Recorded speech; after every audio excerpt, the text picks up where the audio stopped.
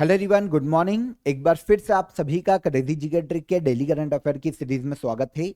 आज है मंडे 15 जुलाई के सभी करंट अफेयर को आज के सेशन में हम डिटेल में डिस्कस करने वाले हैं। एंड तक सेशन को देखिएगा, एक एक फैक्ट एक एक क्वेश्चन को आराम से सुनिए।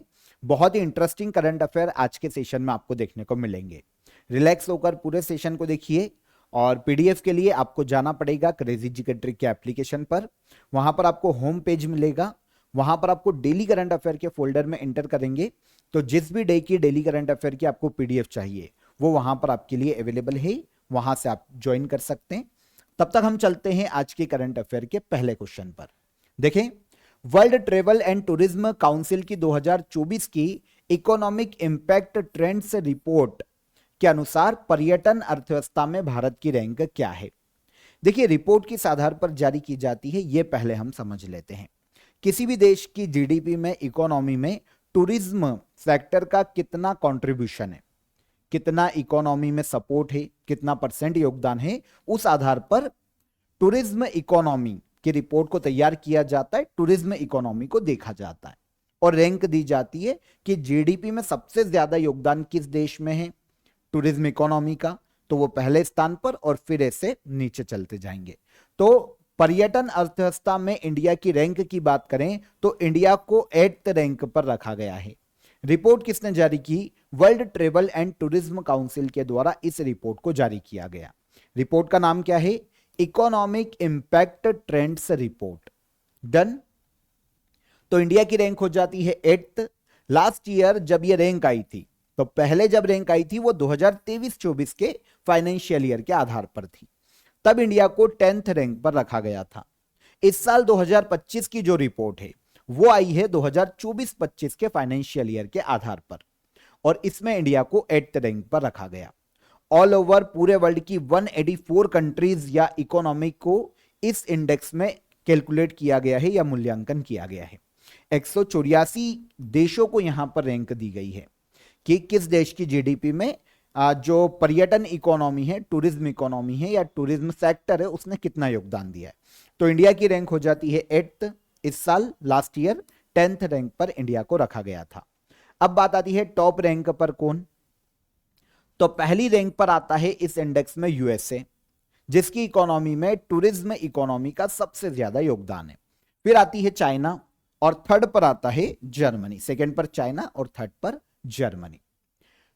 World travel and tourism council जिसने रिपोर्ट निकाली, एक ग्लोबल इंस्टीट्यूशन है, रिसर्च ऑर्गेनाइजेशन है जो कि पूरे वर्ल्ड में ट्रेवल और टूरिज्म सेक्टर के बारे में एनालिसिस करता है, इसके बारे में रिसर्च करता है। लंदन बेस्ड एक इंस्टीट्यूशन है जिसकी स्थापना 1990 में की गई थी, 1990 में। इसकी रिपोर्ट के अनुसार टूरिज्म इकोनॉमी में इंडिया को 8th रैंक पर रखा गया है 2025 में। इजी क्वेश्चन था, डन हो जाता है। सेकेंड क्वेश्चन, न्यू कैलेडोनिया, पहले हमने इसकी बात की है। न्यू कैलेडोनिया जिसे हाल ही में एक नए राज्य का दर्जा दिए जाने की घोषणा की गई, यह किस देश का एक विदेशी क्षेत्र है, मतलब ओवरसीज टेरिटरी है।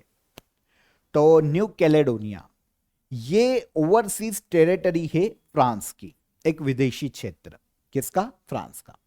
देखिए, अगर हम इसकी लोकेशन देखते हैं तो यह हमको दक्षिण पश्चिम प्रशांत महासागर में देखने को मिलेगा।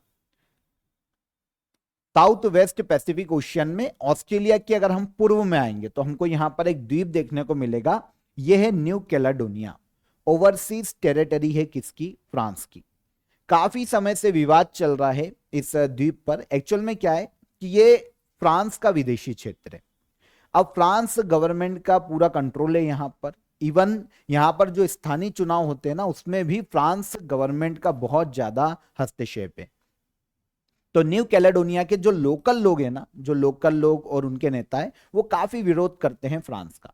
कि हाँ, यहां पर एक इंटरेस्टिंग चीज ये भी है कि फ्रांस ने इनको अपने देश की नागरिकता नहीं दी, जबकि ये क्षेत्र किसका है? विदेशी क्षेत्र किसका है? फ्रांस का है। लेकिन फ्रांस ने अपने यहां की सिटीजनशिप नहीं दी इनको। मतलब ये फ्रांस का जो मेन लैंड है, जो मुख्य भूमि है यूरोप में, वहां पर बिना परमिशन के आ जा नहीं सकते। बिना परमिशन के वहां पर ना तो घर ले पाएंगे ना वोट दे पाएंगे, तो बहुत रिस्ट्रिक्शन है। इसीलिए न्यू कैलेडोनिया काफी विरोध करता है फ्रांस का कि भाई या तो हमको आजादी दे दो या आप सिटीजनशिप दे दो, सीधी सी बात है, दोनों में से एक तो दो। या तो हमको आजाद कर दो, सेपरेट कर दो, तो हम भाई हमारा देख लेंगे, या फिर आप फ्रांस की नागरिकता दो, जो मुख्य भूमि है वहां पर हमको आने जाने की परमिशन होनी चाहिए, और अगर हम वहां पर जाकर बसते हैं तो फिर हमको वोटिंग का अधिकार मिलना चाहिए। आप दोनों नहीं दे रहे हो। तो काफी हिंसक प्रदर्शन भी न्यू कैलेडोनिया में काफी बार हुए फ्रांस के साथ, और फ्रांस गवर्नमेंट भी त्रस्त हो गई। अब फाइनली फ्रांस गवर्नमेंट ने घोषित किया कि भाई हम आपको स्टेट का दर्जा देंगे, राज्य का दर्जा देंगे। अब यहां पर इंटरेस्टिंग यह है कि फ्रांस का यह पहला कोई ओवरसीज टेरिटरी है जिसे फ्रांस राज्य का दर्जा देने वाला है। लेकिन अभी यहां पर बहुत सारी दूसरी चीजें भी हैं, जैसे 2026 में जनमत संग्रह कराया जाएगा न्यू कैलेडोनिया में। अब यहां पर जब जनमत संग्रह होगा तो बहुमत मिलना चाहिए कि भैया हमको स्टेट का दर्जा दो। मिलता है तो फिर फ्रांस इनको एक स्टेट का दर्जा देगा। स्टेट का दर्जा मिलने से काफी सारे फायदे होंगे। पहली चीज ये होगी कि भैया काफी सारी ऑटोनॉमी मिल जाएगी, फ्रांस से काफी सारी छूट मिल जाएगी, जो मेन जहां पर गवर्नमेंट चलती है फ्रांस यूरोप में, तो उस गवर्नमेंट से काफी सारी छूट मिलेगी, बहुत सारे डिसीजन ये खुद ले पाएंगे, और बहुत सारी दूसरी रिलीफ भी इनको मिलने वाली है अगर इनको स्टेट का दर्जा मिलता है। लेकिन उसके लिए कंडीशन यही है कि 2026 में जनमत संग्रह में बहुमत मिल जाए कि भैया हमको पूर्ण राज्य का दर्जा चाहिए। तो फ्रांस ने परमिशन दे दी है, तो फ्रांस और न्यू कैलेडोनिया के बीच में एक हिस्टोरिकल एग्रीमेंट हुआ है आज तक का। देखिए, कुछ समय पहले फ्रांस गवर्नमेंट एक कानून लेकर आई थी। उसमें क्या कहा गया था कि अगर फ्रांस का कोई व्यक्ति, जो यूरोप का फ्रांस है ना, वहां का कोई व्यक्ति अगर 1998 के बाद यहां पर आया और कम से कम 10 साल उसने न्यू कैलेडोनिया में निवास किया, तो न्यू कैलेडोनिया के लोकल इलेक्शन में उसको वोट देने की परमिशन मिल जाएगी। ये फ्रांस का कानून। जबकि भाई न्यू कैलेडोनिया का कोई व्यक्ति फ्रांस में जाके वोट नहीं कर पा रहा है, उनको वहां पर परमिशन ही नहीं है, लेकिन आप अपने यहाँ के लोगों को न्यू कैलेडोनिया में बसाकर यहाँ पर जो लोकल इलेक्शन हो रहा है उसमें वोटिंग का अधिकार दिलवा रहे। तो काफी विरोध हुआ था, 2024 में हिंसक प्रदर्शन काफी हुए थे। तो अब फ्रांस ने डिसाइड किया कि भैया हम न्यू कैलेडोनिया को, पीस टॉक उसके बाद शुरू हुई, और अब डिसाइड किया कि हम इसको एक राज्य का दर्जा देंगे अगर जनमत संग्रह में बहुमत मिल जाता है तो। ठीक है, फ्रांस की ओवरसीज टेरिटरी है न्यू कैलेडोनिया। लोकेशन मैंने आपको बता दी, साउथ वेस्ट पैसिफिक ओशन के एक आइलैंड के तौर पर यह देखने को मिलता है। ऑस्ट्रेलिया के ईस्ट में स्थित है ना। नौमिया यहाँ की कैपिटल है। और फ्रांस की बात करें तो इसकी कैपिटल है पेरिस।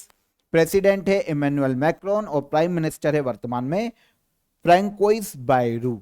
फ्रांस के प्रेसिडेंट पीएम के पद पर हैं, और president Emmanuel Macron. Done. Railway सुरक्षा बल आरपीएफ, रेलवे प्रोटेक्शन फोर्स का नेतृत्व करने वाली पहली महिला कौन बनी है? रेलवे प्रोटेक्शन फोर्स का नेतृत्व करने वाली पहली डायरेक्टर जनरल महिला बनी है, और इनका नाम है सोनाली मिश्रा। आरपीएफ की पहली महिला डायरेक्टर जनरल सोनाली मिश्रा। ठीक है, तो जुलाई 2025 में इनको चुना गया है। देखिए, अपॉइंट ये अगस्त में अपना पद ज्वाइन करेगी, 1 अगस्त 2025 से 31 अक्टूबर 2026 तक ये अपने पद को होल्ड करने वाली है। अभी आरपीएफ के डायरेक्टर जनरल के पद पर मनोज यादवा है। ठीक है, तो मनोज यादवा अभी डीजी मनोज यादवा ये अभी कंटिन्यू कर रहे हैं आरपीएफ के डायरेक्टर जनरल के रूप में, लेकिन 1 अगस्त से पद संभालेगी पहली महिला डायरेक्टर जनरल आरपीएफ की रेलवे प्रोटेक्शन फोर्स की सोनाली मिश्रा। सोनाली मिश्रा आईपीएस ऑफिसर है, और ये मध्य प्रदेश कैडर की आईपीएस ऑफिसर है ना। तो 1 अगस्त को ये अपना पद ज्वाइन कर लेगी। आरपीएफ के बारे में कैजुअली आप सभी जानते हैं, सेंट्रल गवर्नमेंट की बॉडी है जो कि रेलवे में प्रोटेक्शन के लिए काम करती है। मतलब एक पुलिस फोर्स है रेलवे का, मिनिस्ट्री ऑफ रेलवे के अंतर्गत ही यह कार्य करती है। इसका फॉर्मेशन हुआ था 2 जुलाई 1872 में। रेलवे प्रोटेक्शन फोर्स पहली महिला डायरेक्टर जनरल कौन बनी? तो यह बनी है कौन? सोनाली मिश्रा। आगे चलें, ऑफर ऑफ द डे आपको पहले बता देता हूं आप सभी के लिए। देखिए, सेंट्रल की जितने भी एग्जाम है, स्टेट की जितनी भी एग्जाम है, आर्ट एंड कल्चर से काफी क्वेश्चन पूछे जाते हैं। तो आर्ट एंड कल्चर के लिए आपके लिए स्पेशली एक कोर्स यहां पर लॉन्च किया गया है, जो कि आपको रिकॉर्डेड फॉर्म में मिल जाएगा। क्लास नोट्स भी मिल जाएंगे हर टॉपिक के आपको, और मॉक टेस्ट भी आप यहां पर लगा पाएंगे। तो अभी के लिए आपको अफोर्डेबल, बहुत ही अफोर्डेबल प्राइस में ये अवेलेबल है। आप ज्वाइन कीजिए, डिस्क्रिप्शन में मैंने आपको इसकी लिंक दे दी है, वहां पर क्लिक करके आप इससे ज्वाइन कर सकते हैं। तो जहां भी आर्ट एंड कल्चर के क्वेश्चन पूछे जाते हैं वहां पर आपके लिए सफिशिएंट होगा कोर्स। ज्वाइन कीजिए, डिस्क्रिप्शन में लिंक है, हेल्पलाइन नंबर भी दिया गया है आपको, अगर कोई भी हर्डल आता है उस पर कॉल कर सकते हैं आप। चलिए अगला क्वेश्चन, विंबलडन 2025 में मेन सिंगल का खिताब किसने जीता है? विंबलडन 2025 साल में 4 टेनिस ग्रैंड स्लैम का आयोजन किया जाता है। सबसे पहला है ऑस्ट्रेलियन ओपन, हम पढ़ चुके थे। सेकेंड है फ्रेंच ओपन, यह भी हो चुका है। अब तीसरा आयोजित किया गया विंबलडन ओपन, और फोर्थ आयोजित किया जाएगा ऑलमोस्ट सितंबर मंथ में अमेरिकी ओपन। ठीक है, तो यहां पर विंबलडन ओपन 2025 में मेंस सिंगल का जो खिताब है वो जेनिक सिनर ने जीता है। जेनिक सिनर की बात करें तो जेनिक सिनर किस देश के रहने वाले हैं या किस देश के टेनिस प्लेयर हैं? जेनिक सिनर इटली के टेनिस प्लेयर है। इन्होंने फाइनल में विंबलडन 2025 में कार्लोस अल्कराज को हराया। ये स्पेन के टेनिस प्लेयर है। अब यहां पर इंटरेस्टिंग यह है कि जो रनर अप है कार्लोस अल्कराज, ये 2024 में मेन सिंगल के विनर रहे थे। 2024 में मेन सिंगल के विनर थे विंबलडन ओपन के। अब ये 2025 में रनर अप है और इनको हराया है जेनिक सिनर ने, इटली के टेनिस प्लेयर। ओके, तो विनर और रनर अप दोनों मिल गए। इस बार विंबलडन का 2025 में 138th एडिशन है। 2025 में अगर हम विमेन सिंगल की बात करें, है ना, तो विमेन सिंगल का खिताब ईगा स्विएटेक ने अपने नाम किया। ये पोलैंड के खिलाड़ी है और इन्होंने फाइनल में एनिसिमोवा को हराया, जो कि यूएसए की टेनिस प्लेयर है। तो मेंस और विमेन सिंगल, देखिए मिक्स इवेंट भी होते हैं, है ना, मेंस डबल, विमेन डबल या फिर मिक्स डबल भी होता है, लेकिन उसमें अगर कोई इंडियन जीता हो या फिर रनर अप रहा हो तो वो हमारे लिए इंपॉर्टेंट है, अदरवाइज छोड़ दे हम, है ना। तो इस बार कोई इंडियन था नहीं तो हमने छोड़ दिया। मेन सिंगल का खिताब जेनिक सिनर ने जीता और विमेन सिंगल का खिताब ईगा स्विएटेक ने जीता। रनर अप मेंस में कार्लोस अल्कराज रहे और विमेन में एनिसिमोवा, जो कि यूएसए से है, ये रनर अप रही। विंबलडन ओपन दुनिया का सबसे पुराना टेनिस टूर्नामेंट है। ये लंदन में आयोजित किया जाता है, इंग्लैंड में, ठीक है ना। विंबलडन ओपन ग्रास कोर्ट पर खेला जाता है और 1877 में इसकी शुरुआत की गई थी, सबसे पुराना। 2024 में विंबलडन ओपन में मेन सिंगल का खिताब कार्लोस अल्कराज ने जीता, इस बार रनर अप रहे। और विमेन सिंगल का खिताब जीता था बारबोरा क्रिजिकोवा ने। ये चेक रिपब्लिक की टेनिस प्लेयर है। अभी जो 2 हो चुके हैं, ऑस्ट्रेलियन ओपन और फ्रेंच ओपन, उनकी बात करें तो ऑस्ट्रेलियन ओपन 2025 की विनर के मेन सिंगल का खिताब जेनिक सिनर ने जीता, इटली के, और विमेन सिंगल का खिताब जीता मेडिसन कीस, यूएसए की है। और वहीं पर ये ऑस्ट्रेलियन ओपन हो गया पहला। फिर फ्रेंच ओपन में मेन सिंगल का खिताब कार्लोस अल्कराज ने जीता, स्पेन के, और विमेन सिंगल का जो खिताब है कोको गॉफ ने जीता था। ये यूएसए की महिला टेनिस प्लेयर है। तो ये ऑस्ट्रेलियन ओपन और फ्रेंच ओपन 2025 के विनर दोनों कैटेगरी के हमको पता चल गए। 4 ग्रैंड स्लैम में पहला है ऑस्ट्रेलियन ओपन, जनवरी फरवरी में आयोजित किया जाता है। ऑस्ट्रेलिया के मेलबोर्न में हार्ड कोर्ट पर खेला जाता है। सेकेंड फ्रेंच ओपन मई जून में आयोजित किया जाता है, फ्रांस के पेरिस में क्ले कोर्ट पर खेला जाता है। विंबलडन ओपन जून जुलाई में आयोजित किया जाता है, इंग्लैंड के लंदन में ग्रास कोर्ट पर खेला जाता है। और यूएस ओपन अगस्त सितंबर में आयोजित किया जाता है, न्यूयॉर्क अमेरिका में, और ये हार्ड कोर्ट पर खेला जाता है। तो ये हो गए हमारे बेसिक इंफॉर्मेशन चारों ग्रैंड स्लैम की। आगे चलेंगे। राष्ट्रपति ने किस आर्टिकल के तहत राज्यसभा के लिए 4 सदस्यों को मनोनीत किया है? तो एक आर्टिकल है इंडियन कॉन्स्टिट्यूशन में, आर्टिकल 80, जो कि राज्यसभा की बात करता है। आर्टिकल 80 के सब क्लॉज में जब हम जाते हैं तो हमको पता चलता है कि भारत के जो प्रेसिडेंट होते हैं ना, वो राज्यसभा में 12 सदस्यों को नॉमिनेट कर सकते हैं। 12 मेंबर्स को नॉमिनेट कर सकते हैं राज्यसभा में। ये जो 12 सदस्य, ये आर्ट, कल्चर, है ना, साइंस या फिर सोशल सर्विस, ऐसे सेक्टर से आते हैं। तो इसे 12 मेंबर को नॉमिनेट कर सकते हैं भारत के प्रेसिडेंट राज्यसभा में। तो अगर क्वेश्चन आता है कि पार्लियामेंट में कितने मेंबर को, चलो इसको बाद में हम बात करेंगे, अभी तो केवल इतना याद कर लो। अच्छा, अभी कितने नए मेंबर अपॉइंट किए गए? 4 नए मेंबर को नॉमिनेट किया गया है भारत के प्रेसिडेंट के द्वारा। ये 4 मेंबर आर्टिकल 80 के तहत, ठीक है। कौन कौन है? हर्षवर्धन श्रृंगला, पूर्व विदेश मंत्री हैं भारत के। उज्जवल निकम, अजमल कसाब के खिलाफ इन्होंने केस जीता था जब केस चल रहा था। सी तदानंदन मास्टर, जो कि केरल के बीजेपी नेता है। और मीनाक्षी जैन, एक इतिहासकार है। तो ये 4 मेंबर है जिनको नॉमिनेट किया है प्रेसिडेंट द्रौपदी मुर्मू ने राज्यसभा के लिए। देखिए, भारत के प्रेसिडेंट राज्यसभा में 12 सदस्यों को नॉमिनेट कर सकते हैं। Literature, science, art and social services ऐसे क्षेत्रों से ये आते हैं। फायदा क्या है? इनको कुछ रिस्ट्रिक्शन भी होते हैं, ऐसा नहीं है कि पूरे फायदे जो नॉर्मल कैंडिडेट इलेक्ट होकर आते हैं उनके जैसे होते हैं, पर कहीं कहीं रिस्ट्रिक्शन इन पर होता है। देखिए, नॉर्मल जो एमपीज होते हैं ना राज्यसभा के, उनकी तरह इनको पावर और अथॉरिटी सारी होती है, संसद में हिस्सा ले सकते हैं। यहां पर इंपॉर्टेंट ये कि ये प्रेसिडेंट के चुनाव में वोट नहीं कर सकते, क्योंकि प्रेसिडेंट के चुनाव में पार्लियामेंट के केवल इलेक्टेड मेंबर ही वोट करते हैं। लेकिन क्योंकि वाइस प्रेसिडेंट के इलेक्शन में पूरी पार्लियामेंट वोटिंग करती है, तो फिर ये वाइस प्रेसिडेंट के इलेक्शन में वोट कर सकते हैं।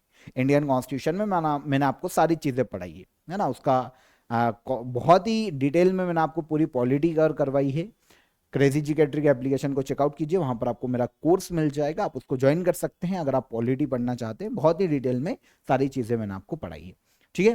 तो ये कुछ राइट्स होते हैं जो कि नॉमिनेट मेंबर को दिए जाते हैं। राज्यसभा एक परमानेंट हाउस है, अपर हाउस भी कहा जाता है, क्योंकि ये कभी भी भंग नहीं होता है, एक स्थायी सदन है। 6 साल का टेन्योर होता है इनके मेंबर्स का। राज्यसभा तो परमानेंट हाउस है, तो इसके टेन्योर की तो बात नहीं कर सकते। 1952 जब से बनी है तब से चली आ रही है। लेकिन इसके मेंबर्स का जो कार्यकाल होता है वो एक मेंबर का 6 साल का होता है ना। हर दूसरे साल 1/3 मेंबर रिटायर होते हैं, उनके जगह पर नए मेंबर का इलेक्शन होता है। तो मेंबर 250 है, 238 इलेक्ट होकर आते हैं। अधिकतम मेंबर है 250 है ना, 238 इलेक्टेड और 12 नॉमिनेट मेंबर होते हैं, जिनको राष्ट्रपति नॉमिनेट करते हैं आर्टिकल 80 के तहत। पहले क्या होता था कि लोकसभा में भी 2 एंग्लो इंडियन को नॉमिनेट भारत के प्रेसिडेंट कर सकते थे, लेकिन 2020 में 104th अमेंडमेंट लाया गया था इंडियन कॉन्स्टिट्यूशन में, 104वां संविधान संशोधन 2020, और इसमें जो लोकसभा की एंग्लो इंडियन सीट है ना उनको हटा दिया गया। तो अब अगर क्वेश्चन आता, देखो राज्यसभा में कितने मेंबर्स को नॉमिनेट कर सकते हैं प्रेसिडेंट? 12। पहले 2 लोकसभा में भी नॉमिनेट हो सकते थे। तो पहले क्वेश्चन ऐसा भी बनता था कि ऑल ओवर पार्लियामेंट में प्रेसिडेंट कितने मेंबर को नॉमिनेट कर सकते हैं, तो तब आंसर आता था 14। लेकिन अब ये 2 तो हट गए, तो अब ऑल ओवर राज्यसभा में भी 12 मेंबर को नॉमिनेट कर सकते हैं। पूरी पार्लियामेंट का पूछे कि कितने मेंबर को नॉमिनेट किया जा सकता है, तो भी 12 ही आंसर होगा, क्योंकि लोकसभा की 2 एंग्लो इंडियन सीटें अब खत्म हो चुकी है। आई होप मैं जो समझाना चाह रहा हूं आपको समझ में आया होगा। नहीं समझ में आया तो रिवाइंड करके देख लेना। तब तक हम चलते हैं अगले क्वेश्चन पर, ठीक है।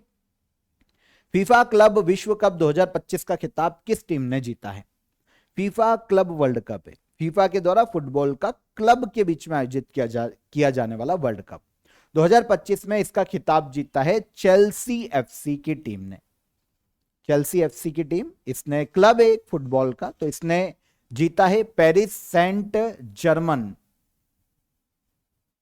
पीएसजी है ना, इसको शॉर्ट में कहा जाता है पेरिस सेंट जर्मन पीएसजी। इस टीम को हराकर चेल्सी एफसी ने फीफा क्लब वर्ल्ड कप 2025 का खिताब जीता है। देखिए, इस बार इसका 21वां एडिशन था इस वर्ल्ड कप का। 14 जून को यह शुरू हुआ था, 13 जुलाई को खत्म हुआ। यूएसए में इसका आयोजन किया गया था club world cup. Winner Chelsea FC और पेरिस सेंट जर्मन इसकी रनर अप रही है। फीफा क्लब वर्ल्ड कप हर साल आयोजित किया जाता है, 32 क्लब यहां पर पार्टिसिपेट करते हैं। फीफा इसका आयोजन करवाता है, जिसके बारे में हमने काफी बार डिस्कशन किया है, तो आज हम ज्यादा डिस्कशन इसके बारे में नहीं कर रहे हैं। इंटरनेशनल फुटबॉल फेडरेशन है, ठीक है। सन 2000 में फीफा क्लब वर्ल्ड कप की शुरुआत की गई थी। अब तक सबसे ज्यादा इस वर्ल्ड कप को रियल मैड्रिड ने अपने नाम किया है, स्पेन की फुटबॉल क्लब है। 5 बार इसने फीफा क्लब वर्ल्ड कप का खिताब जीता है। आगे चलेंगे। राष्ट्रीय चिकित्सा आयोग के नए अध्यक्ष के रूप में किसे नियुक्त किया गया? तो नेशनल मेडिकल कमीशन के नए अध्यक्ष के रूप में हाल ही में अपॉइंट किया गया है अभिजात सेठ को, डॉक्टर अभिजात सेठ। किसके अध्यक्ष है? नेशनल मेडिकल कमीशन के नए अध्यक्ष अपॉइंट किए गए। इनके पहले अभी तक डॉक्टर BN गंगाधर इस पद पर थे, इनको रिप्लेस किया है डॉक्टर अभिजात सेठ ने। यहां पर आपको कंफ्यूजन आएगा, नेशनल मेडिकल कमीशन काम क्या करता है? तो भारत सरकार की एक स्टैट्यूटरी बॉडी है, मतलब संसद के द्वारा इसका निर्माण किया गया है। भारत में जितना भी मेडिकल एजुकेशन है, मेडिकल प्रोफेशनल है, इंस्टीट्यूशन है, रिसर्चर्स हैं या रिसर्च इंस्टीट्यूशन है मेडिकल के क्षेत्र के, उनको रेगुलेट करने वाली एक नेशनल बॉडी है, नेशनल मेडिकल कमीशन के नाम से। 2020 में मेडिकल काउंसिल ऑफ इंडिया को रिप्लेस करके ये बनाई गई थी। पहले दूसरी संस्था काम करती थी, इसको रिप्लेस करके इसे बनाया गया। फॉर्मेशन 2020 में किया गया। हेडक्वार्टर न्यू दिल्ली, इंडिया में नई दिल्ली में देखने को मिलता है, और ministry of health and family welfare के अंतर्गत ये कार्य करती है, रेगुलेट करती है medical education, medical professionals, institution और रिसर्चर्स को या रिसर्च इंस्टीट्यूशन को। तो इसके अध्यक्ष कौन नियुक्त किए गए? चेयरपर्सन कौन बने? डॉक्टर अभिजात सेठ। आगे आ जाएं। हाल ही में स्विट्जरलैंड ने India EFTA trade and economic partnership agreement समझौते को स्वीकृति दी है। भारत ने यह समझौता किन देशों के साथ किया है?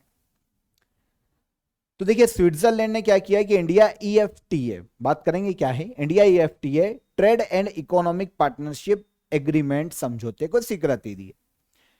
इस समझौते में इंडिया के अलावा जो EFTA है, इसके 4 यूरोपीय देश सदस्य हैं।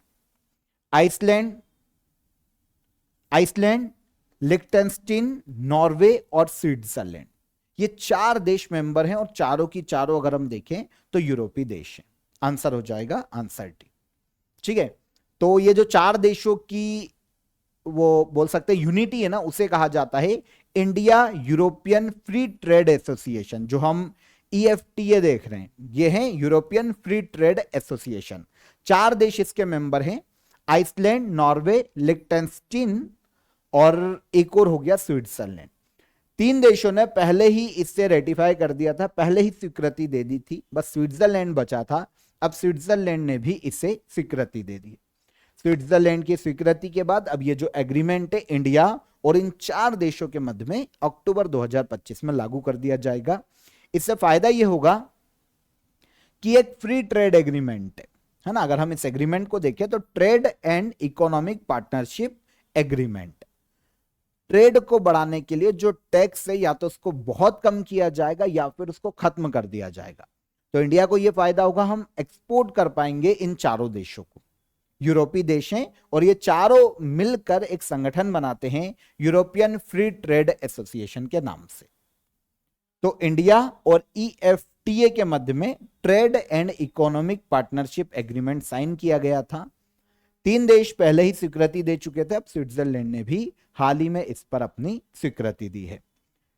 फ्री ट्रेड एग्रीमेंट, इससे 99% निर्यात अब या तो बिना टैक्स के या बहुत कम टैक्स पर किया जा सकेगा भारत के द्वारा इन 4 देशों को। अगले 15 साल में भारत में 100 बिलियन अमेरिकी डॉलर का ये देश इन्वेस्ट करेंगे और इससे 1 मिलियन जॉब से इंडिया में जनरेट होने की संभावना है। तो समझ में आ गया, संगठन क्या है वो भी समझ में आ गया और एग्रीमेंट क्या है आपको वो भी समझ में आ गया। इसे साइन किया गया था 10 मार्च 2024 को पहली बार, और अब 2025 में स्वीकृति स्विट्जरलैंड की मिली है। स्वीकृति पेंडिंग थी, स्विट्जरलैंड ने स्वीकृति दी, अक्टूबर 2025 में इसे लागू कर दिया जाएगा। ठीक है, तो ये जो संस्था है यूरोपियन फ्री ट्रेड एसोसिएशन, इन 4 देशों का संगठन 1960 में बना था। कोटा श्रीनिवास राव, जिनका हाल ही में निधन हो गया, किस क्षेत्र से संबंधित थे? कोटा श्रीनिवास राव की बात करें तो ये बहुत ही फेमस एक एक्टर, इमेज देखेंगे तो आपको समझ में आ जाएगा। तेलुगु फिल्म इंडस्ट्री से बहुत ही फेमस एक एक्टर हैं, सिनेमा से संबंधित कोटा श्रीनिवास राव, इनका हाल ही में निधन हो गया है। यहां पर आप इनकी इमेज देखिए। साउथ की अगर आपने मूवीज देखी होगी, तेलुगु मूवी स्पेशली, तो आपने इनको देखा होगा। काफी सारी मूवीज में इन्होंने विलन का रोल किया है, 750 से ज्यादा मूवीज की है ना। चेहरा देख के पहचान गए होंगे, साउथ में अल्लू अर्जुन की मूवी में, है ना, नागार्जुन की मूवी में, या फिर महेश बाबू की मूवी में आपने इनको अक्सर देखा होगा। ठीक है, तो ये विलेन के रूप में, नेगेटिव रोल्स के रूप में काफी रोल्स के लिए जाने जाते थे, तेलुगु सिनेमा के एक्टर। तो इनका हाल ही में 83 वर्ष की आयु में निधन हो गया है। आंध्र प्रदेश से आते हैं, बहुत ही फेमस पॉलिटिशियन भी थे और तेलुगु एक्टर भी थे। इन्हें पद्मश्री दिया जा चुका है 2015 में। ठीक है, कोटा श्रीनिवासा राव। भारत का पहला आईएसओ प्रमाणित पुलिस स्टेशन कौन सा बना है? इंडिया का पहला ऐसा पुलिस स्टेशन जो कि आईएसओ प्रमाणित हुआ है, यह है अर्थुंकल पुलिस स्टेशन केरला में। अर्थुंकल पुलिस स्टेशन केरला। देखिए, आईएसओ प्रमाण पत्र क्या होता है, इंटरनेशनल स्टैंडर्ड को कोई भी अगर टच करता है, कोई पुलिस स्टेशन हो सकता है, कोई नेशनल पार्क हो सकता है ना, कोई रेलवे स्टेशन हो सकता है, तो इस तरीके से जो इंटरनेशनल लेवल को, इंटरनेशनल स्टैंडर्ड को टच करता है, तो उसको आईएसओ सर्टिफिकेट दिया जा सकता है।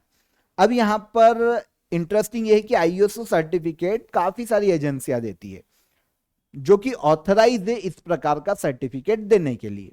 तो अलग अलग ऑर्गेनाइजेशन को, जिनको सर्टिफिकेशन के लिए अपॉइंट किया गया है, जिनको ये परमिशन है, वो दे सकते हैं आईएसओ सर्टिफिकेट। केरल में स्थित है अर्थुंकल पुलिस स्टेशन, भारत का पहला आईएसओ प्रमाणित पुलिस स्टेशन बना है। ये जो सर्टिफिकेट है ना, अर्थुंकल पुलिस स्टेशन को ब्यूरो ऑफ इंडियन स्टैंडर्ड के द्वारा दिया गया है, ब्यूरो ऑफ इंडियन स्टैंडर्ड। तो आईएसओ प्रमाणित पहला पुलिस स्टेशन अर्थुंकल पुलिस स्टेशन कहां पर है? केरला में है। अच्छा, पुलिस स्टेशन को आईएसओ प्रमाण पत्र दिया क्यों गया? तो इंटरनेशनल स्टैंडर्ड का इसने बेहतरीन काम किया है अपराधों की रोकथाम के लिए, इन्वेस्टिगेशन के लिए काफी तेज काम किया है, ट्रैफिक कंट्रोल के लिए इसने अपने क्षेत्र में काफी अच्छा काम किया है, और पब्लिक शिकायतों के निवारण के लिए भी इसने काफी अच्छे से काम किया, इसीलिए इसे आईएसओ सर्टिफिकेट मान्यता दी गई है। भारत का पहला ऐसा पुलिस स्टेशन। डन। तो आंसर ले लिया था क्या हमने? भारत का पहला प्रमाणित पुलिस स्टेशन अर्थुंकल पुलिस स्टेशन कहां पर? केरला। अब यहां पर जिसने दिया है हम उसकी बात कर ले, bureau of Indian standard. Indian government की एक स्टेचुरी बॉडी है, पार्लियामेंट में बिल पास करवा के इसे बनाया गया है। भारत में बनने वाले जितने भी प्रोडक्ट हैं, जितने भी सर्विसेज हैं, उन्हें सर्टिफिकेशन देना और क्वालिटी एश्योरेंस देना, यह काम है ब्यूरो ऑफ इंडियन स्टैंडर्ड का। ठीक है, ministry of consumer affair, food and public distribution के अंतर्गत यह कार्य करता है। 1986 में इसकी स्थापना की गई थी और हेडक्वार्टर इसका देखने को मिलता है ओल्ड दिल्ली, दिल्ली के पास ओल्ड दिल्ली में, इंडिया में इसका हेडक्वार्टर है। डन। तो यहां पर 15 जुलाई के हमारे सभी करंट अफेयर हमने डिटेल में डिस्कस कर लिए, एक एक फैक्ट को समझा, एक एक क्वेश्चन आराम से डिस्कस किया है। अब हम चलेंगे लास्ट डे के करंट अफेयर के रिवीजन पर, क्वेश्चन आंसर फॉर्म में हम रिवाइज कर लेते हैं। हाल ही में भारत के किस स्थल को यूनेस्को की विश्व धरोहर सूची में जोड़ा गया है? तो ये मराठाओं के किले हैं। पेन पिंटर पुरस्कार 2025 से किसे सम्मानित किया गया? 2025 का पेन पिंटर अवार्ड दिया गया लीला अबोलेला को। फिर भारत के 87वें ग्रैंड मास्टर कौन बने हैं? तो भारत के 87वें शतरंज ग्रैंड मास्टर बने हैं Hari Krishnan A. Answer D. हाल ही में स्वीकृत अरुणाचल फ्रंटियर हाईवे किस टाइगर रिजर्व से होकर गुजरेगा? तो अरुणाचल फ्रंटियर हाईवे ये गुजरेगा नामदफा टाइगर रिजर्व से होकर।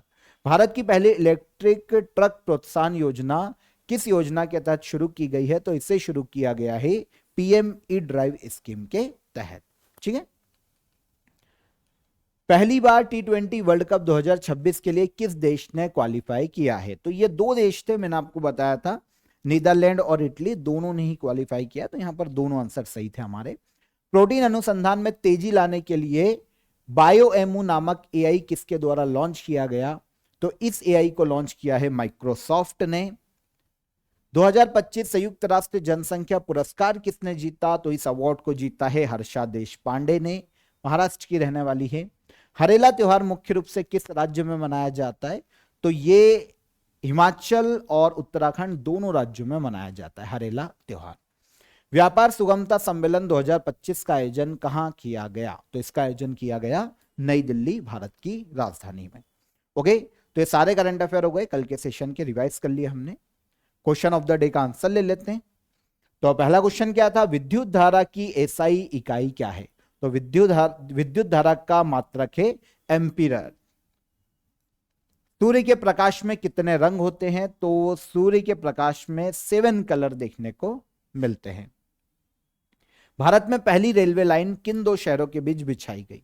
तो मुंबई से ठाणे 34 किलोमीटर ऑलमोस्ट भारत की पहली रेलवे लाइन बिछाई गई थी लॉर्ड डलहौजी के शासनकाल में, मतलब वो उस वक्त गवर्नर जनरल था उसके टाइम पीरियड में। तो ये तीनों क्वेश्चन के हमारे हो गए आंसर। अब आज के question of the day answer कीजिएगा कमेंट बॉक्स में, पॉज करके आराम से पढ़ो। पहला क्वेश्चन, प्रोटॉन की खोज किसने की थी? कुतुब मीनार का निर्माण किस शासक ने पूरा करवाया था? और भारत का नेपोलियन किसे कहा जाता है? तीनों क्वेश्चन के आंसर कमेंट में कीजिएगा। सेशन कैसा लगा ये भी बताइए, पसंद आया हो तो लाइक और शेयर करके जाइएगा। एप्लीकेशन को चेकआउट कीजिए, आर्ट एंड कल्चर का कोर्स आपको वहां भी मिल जाएगा और मैंने आपको डिस्क्रिप्शन में लिंक भी दी है। आपको इस सेशन की पीडीएफ चाहिए तो आप क्रेजी जीके ट्रिक को विजिट कीजिए, वहां पर आपको फ्री ऑफ कॉस्ट मिल जाएगी। चलिए कल के सेशन में मुलाकात करेंगे नेक्स्ट डे के करंट अफेयर के साथ। तब तक ख्याल रखिए अपना, खुश रहिए। जय हिंद, जय भारत।